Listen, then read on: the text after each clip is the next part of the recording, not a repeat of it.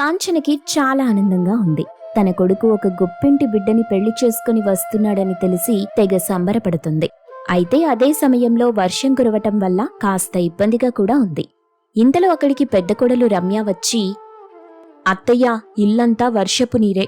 మనింటి పైకప్పు బాగు చేయించమని మీకు చాలాసార్లు చెప్పాను, అయినా మీరు పట్టించుకోలేదు. ఇప్పుడు చూడండి, పైకప్పంతా రంధ్రాలు పడ్డాయి. ఆ రంధ్రాల గుండా వర్షపు నీరు ఇంట్లోకొస్తుంది. ఇంట్లో ఉందామన్నా అవటం లేదు. ఇదిగో రమ్య, నేనిప్పుడు దాని గురించి ఆలోచించటం లేదు. అదే మీ మరిది రమణ ఉన్నాడు కదా, వాడు వెళ్తూ వెళ్తూ నాకొక విషయం చెప్పి వెళ్ళాడు. ఎవరో గొప్పింటమ్మాయిని ప్రేమించాడంట. పెళ్లి చేసుకుని ఇంటికి తీసుకొస్తానన్నాడు. అరే అత్తయ్య, మరిది చెప్పే మాటలు మీరెలా నమ్ముతారు? ఏదో తమాషాకనుంటాడు. అయినా మన ఇంటి పరిస్థితి చూసి ఆ గొప్పింటమ్మాయిని ఇక్కడికి తీసుకొస్తాడని మీరెలా అనుకుంటున్నారు? ఒకవేళ ఆమొచ్చినా ఇక్కడ ఎక్కువ రోజులుండదని నేననుకుంటున్నా. రమ్య మాటలకు కోపంగా చూస్తుంది కాంచన. అత్త చూపులకి భయపడి తలదించుకుంది రమ్య.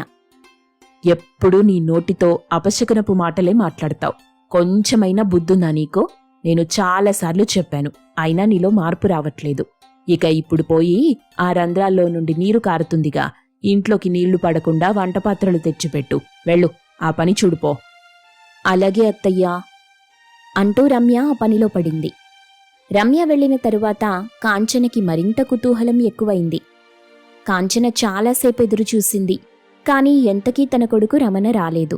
ఇక అలా బయటకి వెళ్లి మార్కెట్లో ఏవైనా కూరగాయలు తీసుకొద్దామని బయలుదేరింది.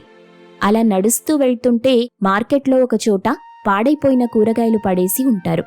వాటిని చూసి, ఆహా, ఈ కూరగాయలు చాలా వరకు పాడైపోలేదు, కొంతవరకే పాడయ్యాయి. కాబట్టి వీటిలో కొన్ని బాగుండేవి మనం తీసుకోవచ్చు. మళ్ళీ ఆ కూరగాయలకు డబ్బులు బొక్క అంటూ నేలమీద పడేసిన పాడైన కూరగాయలు తీసుకుంటూ ఉంది. ఇంతలో అటుగా వెళ్తున్న శాంతి అనే అమ్మాయి కాంచనని చూసింది.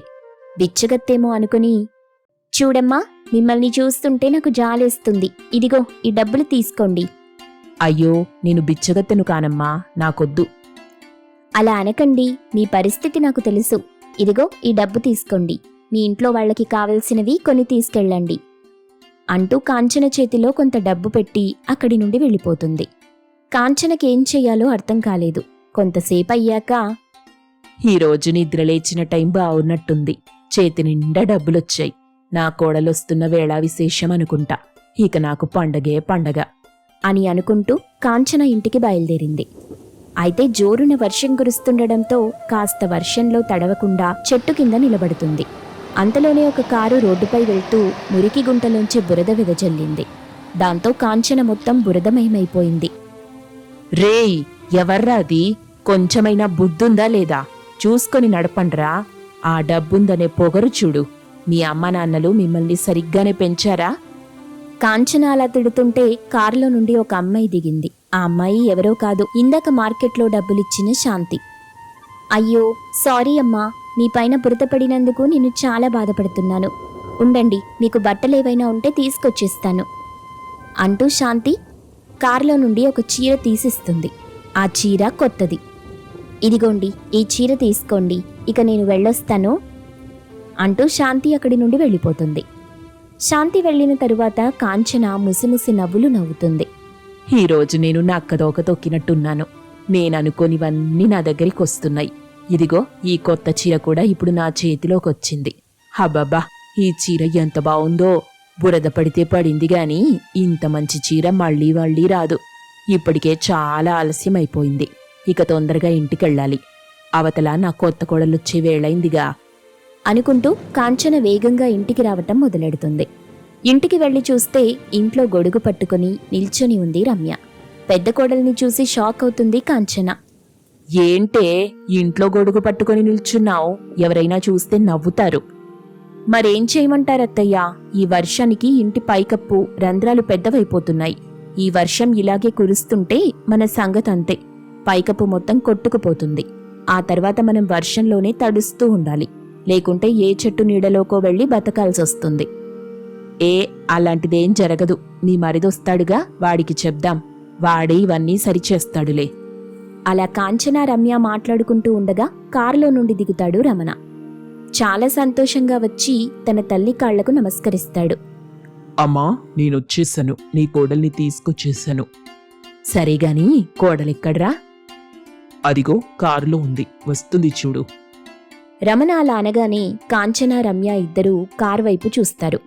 అప్పుడు ఆ కారులో నుండి శాంతి దిగింది. శాంతిని చూసిన కాంచన షాక్ అవుతుంది. ఈ అమ్మాయి నేను చెప్పాను కదమ్మా, శాంతి. నేను ప్రేమించి పెళ్లి చేసుకొచ్చిన శాంతి. మీ ఇద్దరికీ ముందే పరిచయం ఉన్నట్టు చూస్తున్నావు. ఇందాకేమైందమ్మా? కాంచన తన కొడుకు రమణకి ఏదో చెప్పాలని చూస్తుంటే శాంతి కల్పించుకొని, ఇందాక ఏం చేశానో చూసావు కదా. తెలియక చేస్తుంటావు కదా, అప్పటికీ నేనెవరో తెలీదు కదా నీకు. నువ్వు తెలియకపోవడం ఏంటమ్మా? నేను 3 నెలల ముందే మిమ్మల్ని చూపించాను. మిమ్మల్ని ఫోటోల్లో చూసింది. రమణ అలా చెప్పగానే కాంచన షాక్ అయింది. అప్పుడు శాంతి బిగ్గరగా నవ్వింది. అలా నవ్వుతూ నవ్వుతూ, నువ్వు నాకు అత్తవని తెలుసు, కానీ నేనెప్పుడు నిన్న అత్తలా చూడలేదు. ఆ మార్కెట్లో పడిన చెత్తలాగే చూశాను. అందుకే అక్కడికొచ్చి నిన్ను ముష్టిదానిలా చూశాను. నీ మొహంపై బిచ్చం డబ్బులు పడేశాను. ఇక ఆ తర్వాత నీపై కావాలనే బురద పడాలని కార్ని వేగంగా నడిపించాను. ఏంటమ్మా నువ్వనేది? అవును, నీలాంటి బురద మనుషుల మధ్య నేను బ్రతకలేను. అందుకే నీపై బురద చల్లాను. ఇప్పుడైనా నన్ను చూస్తే నీకు అర్థమైందిగా, ఈ ముష్టి ఇల్లు దరిద్రపు మనుషుల మధ్య నేనుండనని. మీరు నా కాలి గోటికి కూడా సరిపోరు. నీ బతుకులెంత? బంగారు బొమ్మని తీసుకొచ్చి నీ గుడిసెలో ఉంచాలనుకున్నావు కదా. ఎంత ఆశే నీకు?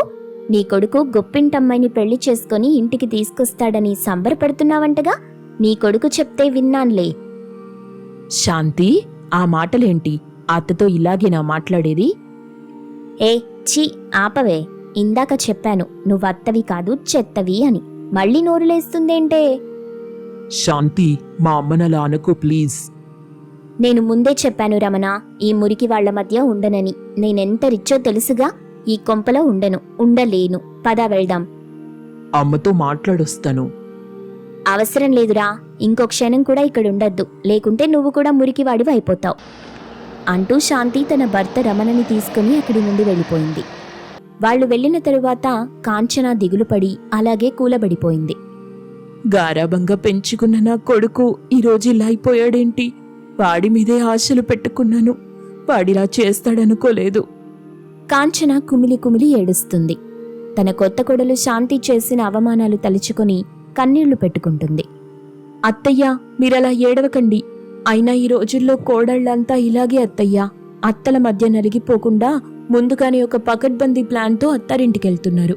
లేకుంటే పెళ్ళయ్యాక వేరు కాపురం పెట్టేస్తున్నారు. కానీ ఈ అమ్మాయి ఇలా అవమానిస్తూ మాట్లాడడం నాకస్సలు నచ్చలేదు. మీరేడవకండి. అలా రమ్య తన అత్త కాంచనని ఓదార్చింది. కొన్ని రోజుల తరువాత కాంచన వాళ్ల ఇంటికి కొంత దూరంలో ఒక బంగ్లా కడతారు. అందులోకి శాంతి రమణలు వస్తారు. వాళ్లని చూసి కాంచన సంతోషిస్తుంది. ఏంటి, మీ ఇంటికి ముందు బంగ్లా కట్టి అందులో ఉండటం చూసి తట్టుకోలేకపోతున్నారా? లేదమ్మా, చాలా సంతోషంగా ఉంది. ఇక రోజు నా కొడుకుని చూసుకోవచ్చుగా, అదే నాకు ఆనందం. వర్షం జోరుగా కురుస్తూనే ఉంటుంది. మరోవైపు కాంచన కట్టెల పొయ్యిపై వంటలుండుతుంది. ఇక శాంతి అయితే రుచికరమైన వంటలను పనివాళ్లతో చేయించుకొని తింటూ ఉంది. మిగిలిపోయిన వంటల్ని కాంచన ఇంటి ముందు పడేస్తూ ఉంటుంది. శాంతి, అలా పడేస్తున్నావేంటి? అరే మీరూరుకోండి, మీకేం తెలీదు. మన ఎంగిలి మెతుకులు కనీసం ఆ కుక్కలైనా తింటాయని జాలిపడి పడేస్తున్నా. అదేదో అమ్మ వాళ్ళ ఇంటికి కాస్త దూరంగా అయినా పడేయొచ్చుగా. ఇలా వాళ్ల ముందు పడేయటం అవసరమా? అరేరే, నేను కుక్కలు తినాలనే కదా పడేసింది అంటూ శాంతి వెటకారంగా నవ్వుతుంది. అది చూసి రమ్యకి కోపం తన్నుకొస్తుంది. చూసారా అత్తయ్య దాని పొగరు? మనల్ని కుక్కలంటుంది. డబ్బుందనే కదా పొగరు దానికి. మరి ఇంత అహంకారం ఉండకూడదత్తయ్యా. ఏంటో కుక్కలు అరుస్తున్నట్టున్నాయి. వాటికి నా ఎంగిలి మెతుకులు ఇంకా కావాలా? ఏయ్, నోరు అదుపులో పెట్టుకోవే. నా సంగతి తెలీదు నీకు. జాగ్రత్త. నా మరిదిని కొంగుకు కట్టేసుకుని ఇలా విర్రవిగుతున్నావు కదా. డబ్బుందనే పొగరే నీకా దేవుడే బుద్ధి చెప్తాడు చూడు. అమ్మా రమ్య, వదిలే, పద నువ్వింట్లోకి. అలా కాంచన తన పెద్ద కోడలు రమ్యని ఇంట్లోకి తీసుకెళ్తుంది. వాళ్లని చూసి శాంతి పగలబడి నవ్వుకుంది. అలా కొన్ని రోజులు గడుస్తాయి. ఒకరోజు కారులో వస్తున్న శాంతికి యాక్సిడెంట్ అవుతుంది. రక్తపు గాయాలతో ఉన్న శాంతిని చూసి ఎవ్వరూ సాయం చేయడానికి రారు. అందరూ రోడ్డు పక్కన పడి ఉన్న శాంతిని చూసి వెళ్ళిపోతుంటారు. అప్పుడే అటుగా వెళ్తున్న కాంచన తన కోడల్ని చూసి ఆస్పత్రిలో జాయిన్ చేసింది. డాక్టర్ శాంతికి చికిత్స చేసి కాపాడాడు. థ్యాంక్స్ డాక్టర్ గారు, మీరు లేకుంటే నా ప్రాణాలు పోయేవి. నేను కాదు, మిమ్మల్ని కాపాడింది ఆ పెద్దావిడ. సమయానికి నిన్నిక్కడికి తీసుకొచ్చింది. లేకుంటే పరిస్థితి వేరేలా ఉండేది. నీకు రక్తం కావాలంటే కూడా ఆవిడ ఇచ్చారు. చూడ్డానికి బిచ్చగత్తెలా ఉన్న ఆవిడ చేసిన మేలు. బిచ్చగత్తె కాదు డాక్టర్, ఆవిడ మా అత్తయ్య గారు, మా ఇంటి పెద్ద. శాంతి అలా చెప్పగానే డాక్టర్ షాక్ అవుతాడు. కాంచన కళ్లలో నుండి కన్నీళ్లు కారాయి. ఇక అంతలోనే అక్కడికి రమణ రమ్యలు చేరుకుంటారు. వాళ్ల ముందు కన్నీళ్లు పెట్టుకుంటూ, నేను తప్పు చేశాను, మిమ్మల్ని అనరాని మాటలు అన్నాను, డబ్బు గర్వంతో ఏదేవో చేశాను, దయచేసి నన్ను క్షమించండి అత్తయ్య. మీరు లేకుంటే ఈరోజు నేను ప్రాణాలతో ఉండేదాన్ని కాదు. చూడమ్మా, డబ్బుతో కొనలేనివి కొన్నుంటాయి. అవే ప్రేమానురాగాలు. అవంతా నీకు కుటుంబంలోనే దొరుకుతాయి. ఇకనైనా నీ తప్పు తెలుసుకున్నావు కదా, నాకదే చాలు. ఇక మీరిద్దరూ హాయిగా బ్రతకండి. మేము కాదత్తయ్యా, మీరు కూడా. ఇకపై అందరం బంగ్లాలోనే ఉందాం. అలా శాంతి చెప్పేసరికి కాంచన, రమణ, రమ్యలు చాలా సంతోషిస్తారు. ఇక అందరూ కలిసి ఒకే ఇంట్లో హాయిగా జీవిస్తారు. రోజా వాళ్ళది ఉమ్మడి కుటుంబం. ఆ కుటుంబంలో రోజా తన భర్త వినోద్ మరియు రోజా వాళ్ళ అత్త మామ శాంతమ్మ, రంగయ్యలు, అలాగే వినోద్ వాళ్ళ తమ్ముడు రాజేష్, రాజేష్ భార్య రజని, వాళ్ళంతా కలిసి ఒకే కుటుంబంగా నివసిస్తూ ఉన్నారు.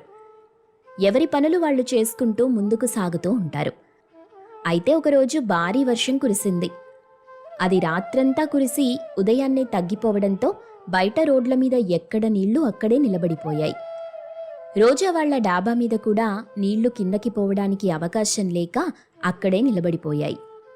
అయితే ఆ రోజు ఉదయాన్నే రోజా ఇంటి పక్కన నివసించే సుజాత మేడపైకెక్కింది. ఆమె రోజా వాళ్ల మేడ మీద చూసి ఆశ్చర్యపోయింది. ఎందుకంటే రోజా మరియు తన కుటుంబ సభ్యులంతా కూడా అలాగే ఆ నీటిలోనే నిద్రపోతుంటారు. సుజాత వాళ్ళని చూసి మొదట, త్వరగా రండి, తొందరగా రండి, ఎవరో రోజా కుటుంబాన్ని హత్య చేసి పైన పడేసి వెళ్ళిపోయారు, ఎవరైనా రండి, కాపాడండి అని అరుస్తుంది. ఆ కేకలు విని రోజా ఒక్కసారిగా నిద్రలేచింది. రోజాతో పాటు కుటుంబ సభ్యులు కూడా నిద్రలేచారు. దాన్ని చూసిన సుజాత ఆశ్చర్యపోతుంది. ఏంటి, మీరు బ్రతికే ఉన్నారా? రాత్రంతా మీరిలా డాబా మీద పడుకున్నారా? ఎలా అలా నీటిలో పడుకున్నారు? నాకు చాలా అయోమయంగా ఉంది. ఇంత పెద్ద వర్షంలో మీరు ఎలా నిద్రపోతున్నారు? అందరూ కిందకెళ్ళండి అంటుంది రోజా. ఇంకా అందరూ కిందికి వెళ్ళిపోతారు. రోజా, నేను మిమ్మల్ని అడుగుతున్నాను, అసలేంటిదంతా? వాళ్ళకి కొంచెం బద్ధకం ఎక్కువ. ఎక్కడ నిద్రపోతే అక్కడే ఉండిపోతారు. భూకంపం వచ్చినా సరే అస్సలు కదలరు. వీళ్లది కుంభకర్ణుల ఫ్యామిలీలాగా ఉంది, అందుకే ఇలా తగలబడ్డారు అనుకుంటూ సుజాత కిందికెళ్ళిపోతుంది. రోజా కుటుంబం అంతా కిందికెళ్ళి మాట్లాడుకుంటూ ఉంటుంది. బయట నీళ్లు చూసారా ఎలా ఉన్నాయో? అంటే అంత పెద్ద వర్షం పడింది, అయినా ఎవ్వరికీ స్పృహ లేకుండా ఉంది. ఇలాంటి కుటుంబాన్ని ఎక్కడా చూడలేదంటూ సుజాత మనల్ని తిట్టుకుంటూ ఉంటుందేమో. ఇలాంటి సమయంలో నాకొక పెద్ద అనుమానం వచ్చింది. భూకంపం వచ్చినా అప్పుడు కూడా మనం చనిపోయినా మనకెవ్వరికీ తెలీదనుకుంటా, ఎందుకంటే మనం నిద్రలో ఉంటాం కాబట్టి అని అనడంతో వాళ్ళందరూ నవ్వుకుంటారు. ఇక అందరూ స్నానాలకి వెళ్ళి ఎవరి పనికి వాళ్ళు వెళ్ళిపోతారు. రోజా అందరి కోసం వంట సిద్ధం చేసింది. ఏంటమ్మా, ఈరోజు శనివారం కదా, ఉదయం పూట ఎవ్వరూ తినరని మర్చిపోయావా ఏంటి? మళ్ళీ వంట చేసావు? అందరూ ఎవరి పాటికి వాళ్ళు వెళ్ళిపోయారు కూడా. అత్తయ్య, మీకు చెప్పడం మర్చిపోయాను. ఇప్పుడు వెళ్లారు కదా, ఒక 2 నిమిషాలాగి తిరిగి వస్తారు. మళ్ళీ తింటారు చూడండి. ఎందుకంటే గత 4 వారాల నుండి ఇదే జరుగుతుంది. ఆకలి విపరీతంగా అవుతుందని మళ్ళీ వచ్చి ఏదో ఒకటి తినడానికి పెట్టమని అడుగుతున్నారు. అందుకే నేను ఇలా వంట సిద్ధం చేసి ఉంచుతున్నాను. శాంతమ్మ ఆశ్చర్యపోతూ, ఇదెప్పటి నుండి జరుగుతుంది? నాకు ఈ విషయం తెలియనేలేదు. ఈ రోజంటే నేను అందరినీ నిద్ర లేపాను కాబట్టి మీరు నిద్ర లేచారు. లేదంటే కుంభకర్ణుల్లా అలాగే పడుకుంటారుగా. ఇంట్లో ఏం జరుగుతుందో కూడా మీకు తెలీదు. ఆ మాటకి ఆమె నవ్వుతుంది. ఇంతలో రోజా చెప్పినట్టుగానే అందరూ అక్కడికొస్తారు. అందరూ టిఫిన్ చేస్తుంటారు. రోజా వాళ్ళకేం కావాలో వడ్డిస్తూ ఉంది. తర్వాత ఇంటి పని మొత్తం చేసుకుని, అత్తయ్య నేను కూడా ఉద్యోగానికి వెళ్ళొస్తాను, మీరింట్లో జాగ్రత్తగా ఉండండి. అందుకు శాంతమ్మ సరే అంటుంది. ఎవరి పనులకు వాళ్ళు వెళ్ళిపోతే శాంతమ్మ ఒక్కతే హాయిగా నిద్రపోతుంది. ఇదిలా ఉండగా పక్కింటి సుజాత చుట్టుపక్కల వాళ్ళందరికీ రోజా ఫ్యామిలీ గురించి వింతగా చెప్తూ ఉంటుంది. వాళ్ళందరూ దాన్ని విని ఆశ్చర్యపోతారు. వాళ్ళు నిద్రపోయేటప్పుడు వాళ్ళింట్లో దొంగలు పడినా కూడా అంతే అనుకుంటా. అది విన్న పంకజం, బంగారం డబ్బు అంతా బ్యాంకులో ఉంటే ఇంకా ఎవరు దొంగతనానికి వచ్చినా ఉపయోగమేముంది? వాళ్ళు కూడా అందుకే ప్రశాంతంగా ఉన్నారు. ఆ మాట వినగానే వాళ్ళందరూ ఆశ్చర్యంగా చూస్తుంటారు. ఏంటి అందరూ ఆశ్చర్యంగా నా వైపు చూస్తున్నారు? కొంపదీసి నేను దొంగతనానికి వెళ్ళాననుకుంటున్నారా ఏంటి? కాదు కాదు, అలా ఎప్పుడూ అనుకోకండి.